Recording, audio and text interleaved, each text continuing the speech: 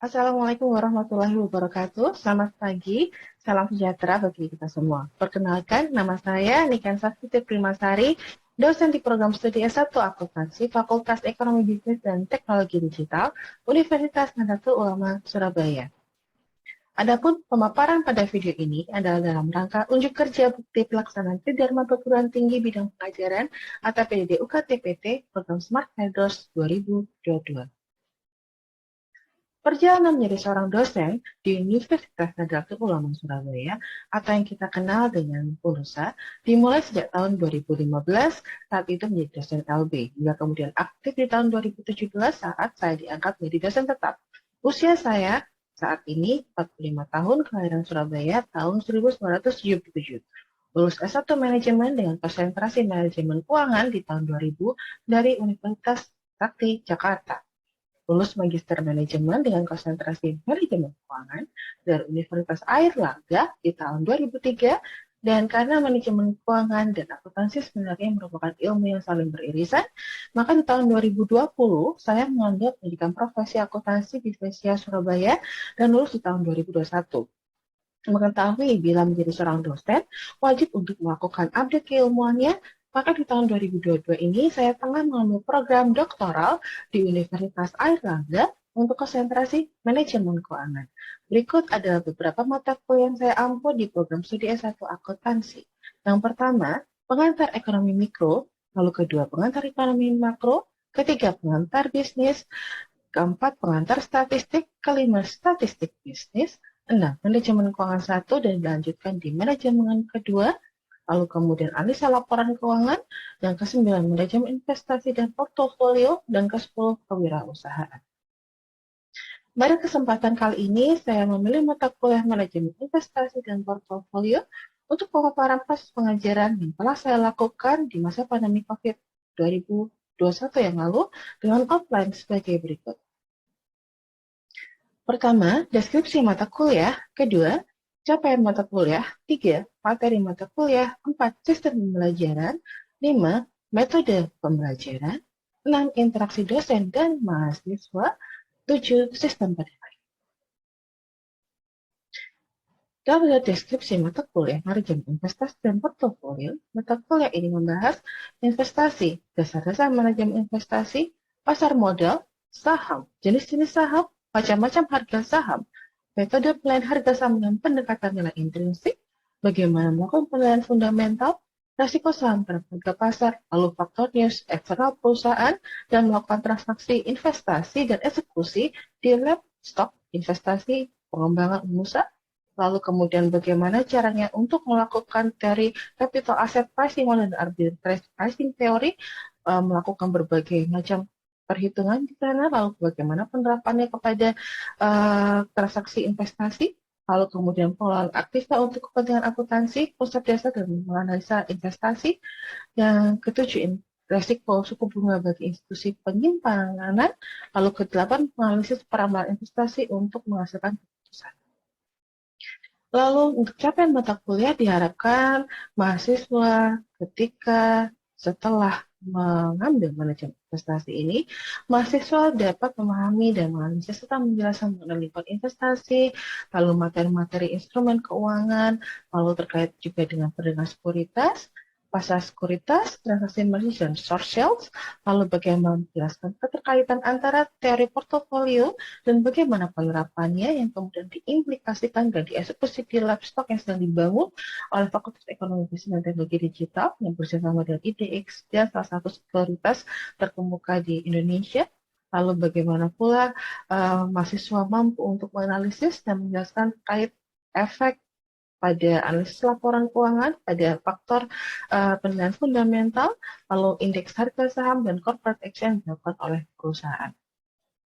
Lalu kemudian mahasiswa diharapkan juga mampu untuk mengidentifikasi, menjelaskan pula faktor-faktor yang mempengaruhi tingkat bunga, struktur tingkat bunga, serta penerapannya, dan apa implikasi yang terjadi ketika saham ataupun semua investasi mengalami impact pada tingkat suku bunga tersebut.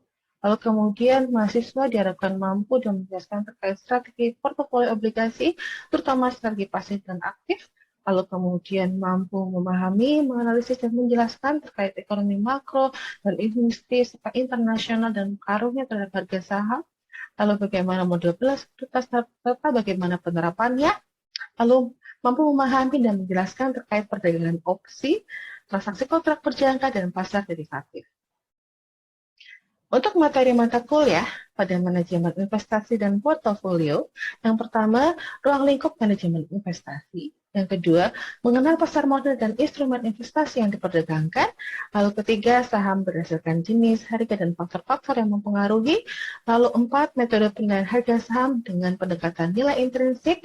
Yang kelima, praktek pengenalan investasi saham dengan lab stock dari Indo Premier. Yang ketujuh adalah praktik juga pada lab investasi untuk fundamentalnya. Lalu kemudian ketujuh, praktek penilaian teknikal, news impact, dan kembali lagi pada bidang fundamental dan transaksi investasi di lab stock Indo Premier. Lalu pada pertemuan ke-8, mahasiswa akan mempelajari mekanisme return atas investasi, lalu mengestimasi berdasarkan perhitungan expected return dari portofolio, dan eksekusinya kembali lagi pada lab. Lalu ke-9, mengidentifikasi dan menghitung resiko dalam investasi, melihat juga pada lab. Pertemuan ke-10 dan ke-14 akan dilakukan di kelas dan menjelaskan yang pertama mekanisme terkait strategi pemilihan portofolio. Mahasiswa dapat masuk melalui aplikasi. Lalu ke-11 memahami mekanisme menganalisis dan melakukan penilaian atas kinerja portofolio. Mahasiswa juga bisa masuk melalui aplikasi di Labstock. Lalu 12 valuasi obligasi, 13 analisis portofolio dan reksadana, 14 opsi, derivatif, dan kontrak berjangka lainnya. 1,5 tahun sebelum pandemi terjadi di Indonesia, Unusa saat itu mulai mengembangkan sistem esorogan yang ternyata sangat berguna sekali saat tahun 2019 ketika pandemi pertama kali muncul di Indonesia. Hal ini, sistem esorogan akan mempermudah proses pengajaran untuk para mahasiswa, baik secara sinkronus maupun asinkronus. Esorogan juga memudahkan perkuliahan dengan cara blended learning, serta memperbaiki sistem administratif dalam perkuliahan. Sebelum kuliah dimulai, dosen dapat melakukan input e-book maupun deskripsi mata kuliah hingga materi.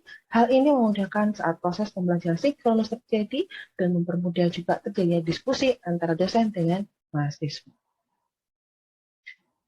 Pembelajaran mahasiswa pada basis web untuk Esorogan Unusa.ac.id. Fasilitas Esorogan ini terkoneksi langsung pada link online meeting seperti Zoom, Google Meet, dan YouTube. Terkoneksi langsung pula pada Google Classroom, dan fasilitas lain Esorogan berupa absensi mahasiswa secara real-time yang dapat dilakukan ketika dosen telah membuka kelas sesuai dengan jadwal mata kuliah yang berlangsung. Untuk penugasan, fasilitas Esorogan yang terkoneksi langsung dengan Google Classroom akan dapat terkoneksi dan terlihat pada Esorogan dan memudahkan mahasiswa untuk melihat tugas-tugas apa yang harus mereka lakukan. Lalu kemudian fasilitas lain dari Esorogan yaitu dapat terkoneksi dengan Google Form, Quizzes maupun platform Google Sheet.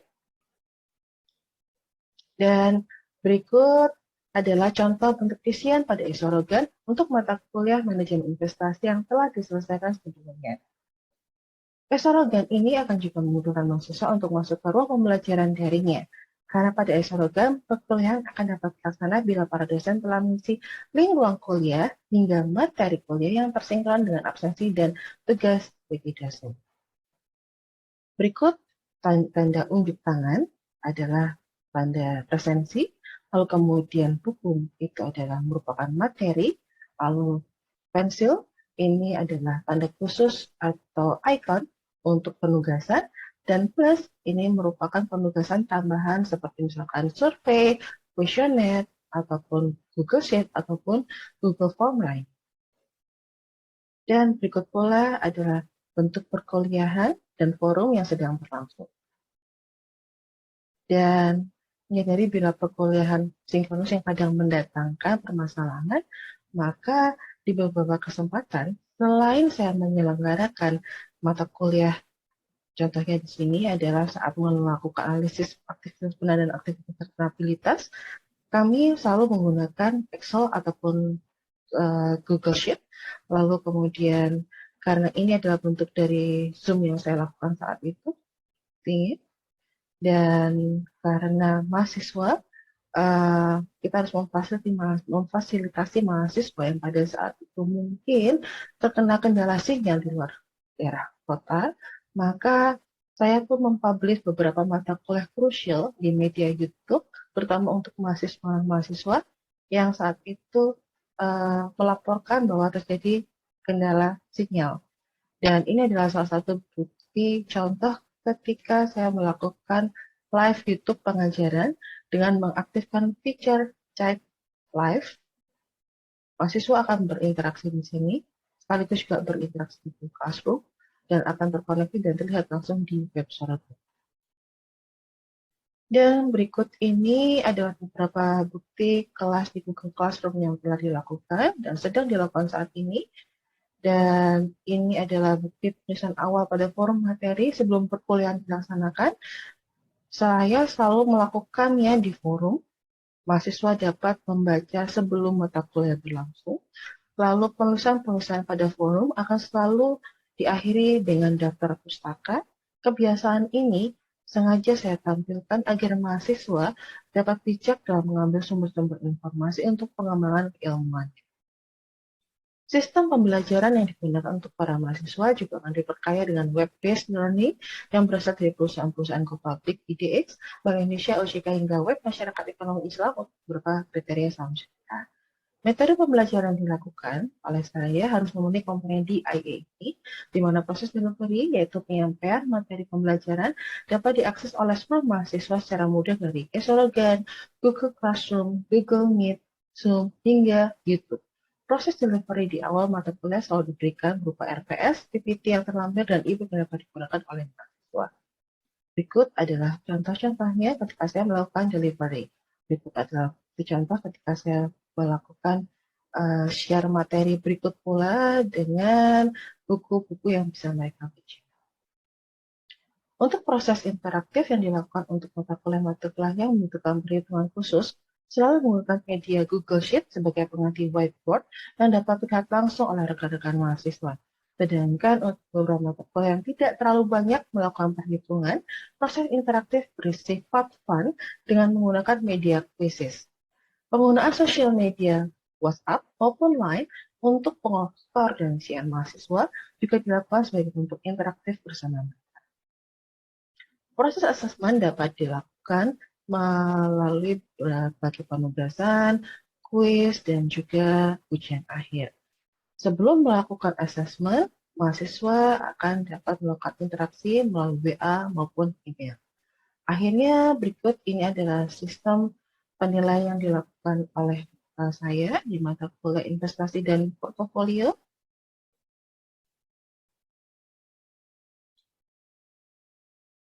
10% performa, 20% nilai tugas, 35% nilai ujian tengah semester, 30% pula nilai ujian semester.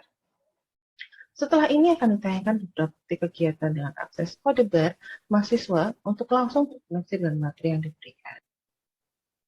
Ini adalah contoh perkuliahan manajemen investasi dan portofolio, di mana saat itu alhamdulillah saya merupakan salah satu pengajar di program Joint Lecture Kampus Merdeka di kerjasama antara UNUSA dengan Universitas Alma Ata Jogja, di mana saat itu mahasiswa Alma Ata baru pertama kalinya merasakan kegunaan Google Sheet sebagai bentuk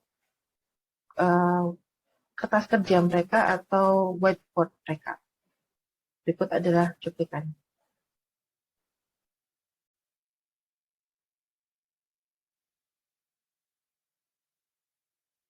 Karena di atas ini sudah dihitung, sekali lagi ini sudah dihitung di sini, Anda cukup mudah untuk bisa memasukkan dengan menginterpretasikan pada rumusan-rumusan matematika. Lanjut, kemudian kita bermain. Saya akan memasukkan nilai tertentu. Silakan untuk Anda. Saya minta ada 3 teman-teman tiga teman-teman, karena ini ada 3 return, ya kan? Ada 3 return untuk kode saham, nggak pakai kode saham. Saya buat A, B, C, gitu kan? Lalu kemudian saya masukkan sum.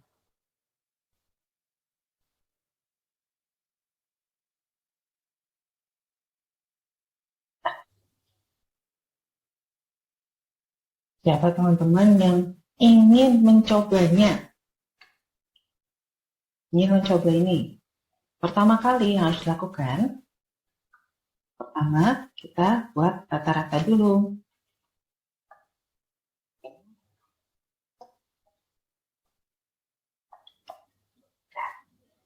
Ingat,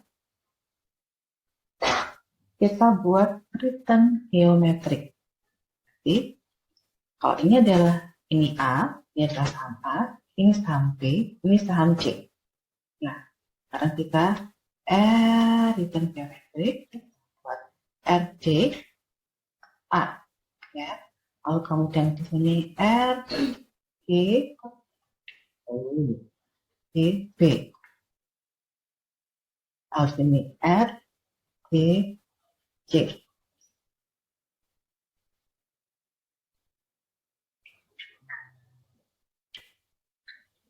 Anda cukup perhatikan cara formulasinya di awal. Ada yang masih ingat gimana di sini?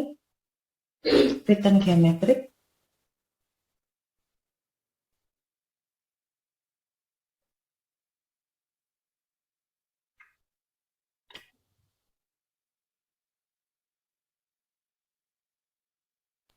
Bu. Kenapa? Ya, mau mencoba menjawab, Bu. Boleh, silakan.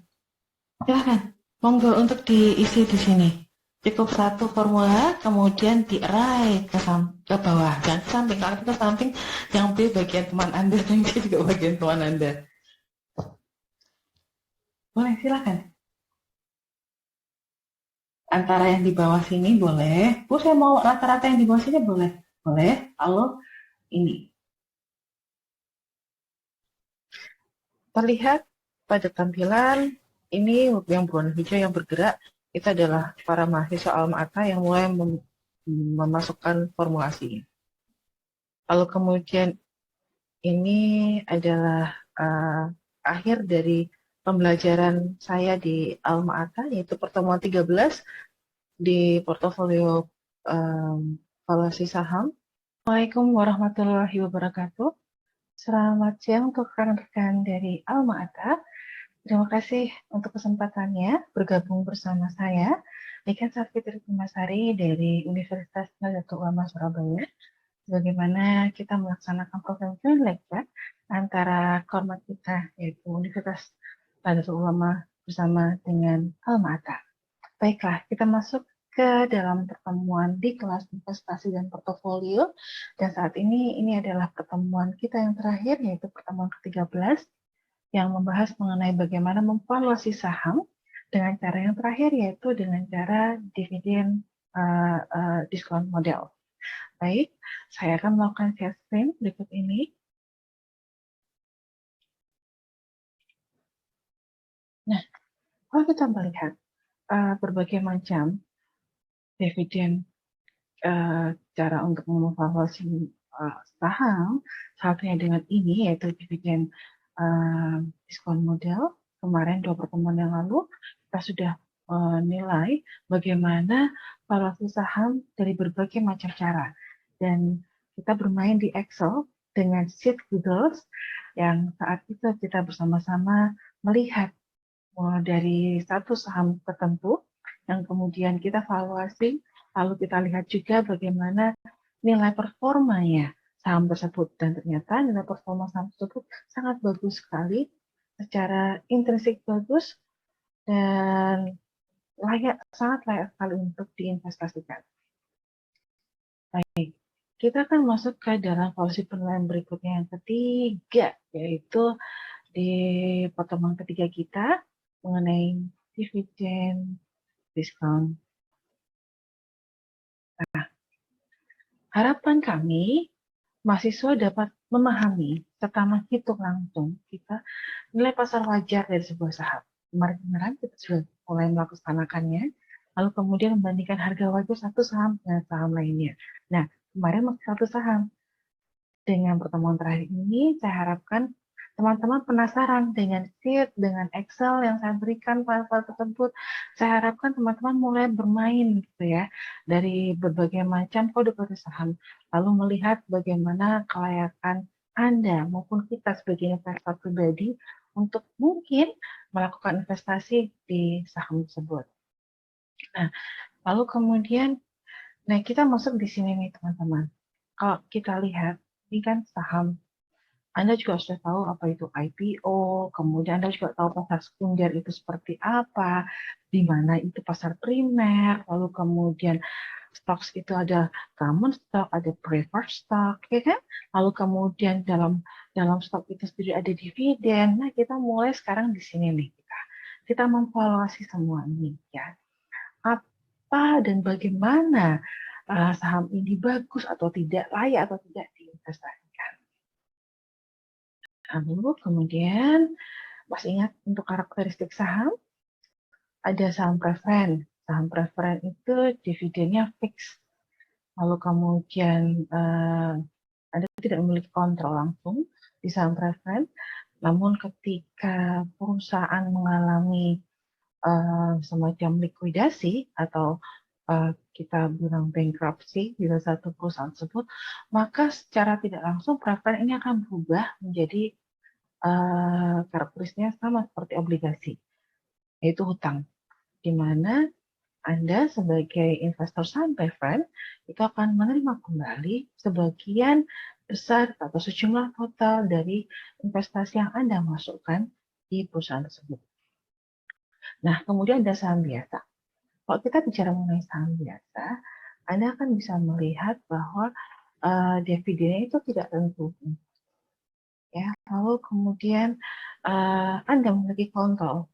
Anda kapan mau beli, Anda kapan mau jual. Nah, biasanya valuasi saham itu akan sangat terlihat sekali manfaatnya dari ilmu diri manajemen investasi ini di sini, ya. Lalu kemudian Anda klaim terakhir dari peristiwa likuidasi mungkin ketika terjadi bankruptcy, biasanya dari IDX sendiri sebelum ada bankruptcy, IDX akan memberikan info kepada para investor-investor pribadi, ya, individu investor, gitu kan. Lalu kemudian diharapkan dapat melakukan sesuatu terhadap sahamnya, entah menjual, ya, gitu kan, atau jangankan menjualnya, ketika Anda sudah bisa memvaluasi, maka Anda tidak perlu sampai di titik ini. Ketika Anda, makanya kenapa valuasi saham itu penting bagi Anda yang memiliki saham-saham atau yang telah berinvestasi di pasar saham. Gitu. Karena Anda pasti akan bisa melihat sinyal-sinyal yang terjadi di performa suatu perusahaan ketika perusahaan ini mulai mengalami bankruptcy. Sebelum media massa mengeluarkan info bankruptcy di perusahaan ini, Anda bisa lihat, ya. Oh, tapi kalau mau bicara ini, kita pertemuannya harus double-double lagi nih. Ada manajemen keuangan juga masuk di sini, kita kan bisa lihat seperti apa di sana, ya kan? Nah, saya mohon, sekalipun saya dari UNUSA, segala macam manajemen keuangan, pelajaran dari manajemen keuangan, itu pun juga sangat diperlukan ketika kita mulai berinvestasi di saham. Ya. Salah satunya dengan dividen diskon model ini, di mana Anda akan bisa melihat ternyata time value of money yang Anda tahu, present value, future value, pun juga menjadi salah satu pokok pemikiran dalam melakukan valuasi tersebut. Ya. Lalu kemudian, nah, kita tahu sudah, kemarin kita sudah belajar ini, bagaimana nilai intrinsic value suatu saham ini. Lalu kemudian, bagaimana sih nilai sebenarnya suatu saham ini, gitu kan, bila dibandingkan dengan harga marketnya, gitu kan. Ketika harga market, gitu ya, nilai di pasar, harga saham tertentu di pasar ini itu rendah, lebih rendah daripada nilai intrinsiknya, maka itu adalah saat-saat di mana Anda mendapatkan sinyal untuk membeli saham tersebut. Mengapa? Karena sebenarnya nilai intrinsik saham ini jauh di atas dari nilai market, terutama pada saat awal-awal pandemi itu banyak sekali hal seperti ini. Sekarang sudah mulai menanjak naik harga saham-saham tertentu, terutama di bulan Desember ini. Kan? Lalu kemudian sebaliknya, apabila ternyata nilai pasarnya sudah terlalu over, gitu kan, dibandingkan nilai sebenarnya yang ada di suatu saham ini, maka bisa dikatakan itu sebagai kategori saham yang overvalued. Saatnya Anda untuk menjual. Ketika Anda belum mampu memiliki saham ini, saatnya Anda hold untuk tahan diri untuk tidak membeli saham ini. Sampai Anda benar-benar melihat seberapa jauhkah saham ini layak untuk Anda beli dan dikategorikan sebagai saham yang bisa memberikan nilai lebih untuk Anda. Karena kurang lebih kebanyakan untuk investor-investor yang ada di Indonesia. Dan berikut adalah contoh interaksi yang dilakukan oleh saya melalui media Quizzes.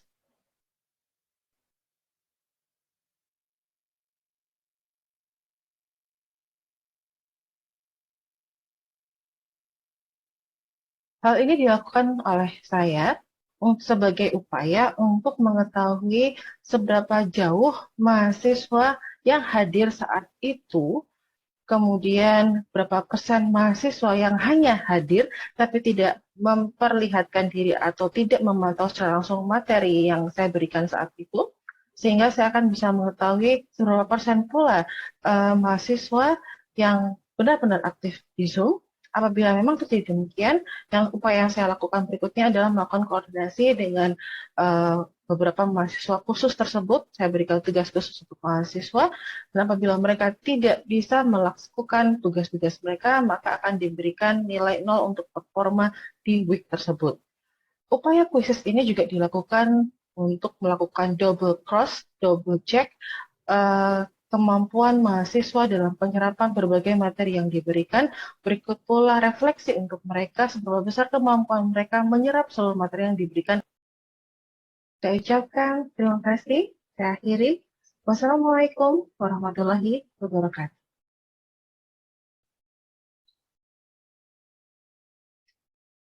Akhir kata, wassalamualaikum warahmatullahi wabarakatuh.